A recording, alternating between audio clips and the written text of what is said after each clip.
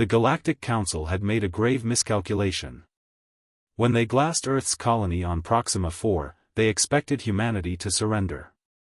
Instead, they awakened something far more terrible than any species in the galaxy had ever witnessed. Commander Zexthor of the Vialian Dominion stood before the assembled delegates, his crystalline form trembling as he delivered his report. The chamber, carved from a neutron star's core, had never known such silence.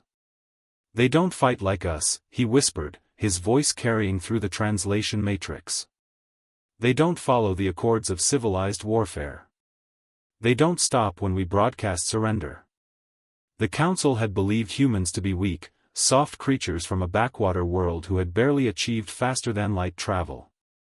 Their military doctrine was studied and found primitive. Their ships were less advanced. Their weapons technology lagged behind the galactic standard by centuries. But the Council had never encountered humanity's most devastating weapon, their capacity for vengeful creativity. After Proxima IV, humanity didn't demand reparations. They didn't file diplomatic protests. They simply vanished from galactic communications for 6 standard cycles. When they returned, they brought hell with them. The Vialian fleet at Arcturus Station was the first to fall. Humans had weaponized stellar radiation, turning the system star into a cannon. 12,000 ships vaporized in an instant. The survivors spoke of vessels painted black as void, bearing no markings, broadcasting no signals, just emerging from nowhere and everywhere at once. At Kepler 442, humanity introduced biological warfare that the galaxy had banned for 10,000 years. The Zorkath hive mind, spanning billions, fell silent within hours. Human operatives had engineered a virus that didn't kill, it separated. It made each Zorkath individual, trapped in lonely consciousness for the first time in their species' existence. The Threxian Empire sued for peace after humanity demonstrated their relativistic kill vehicles, asteroids accelerated to near-light speed, impossible to detect until impact.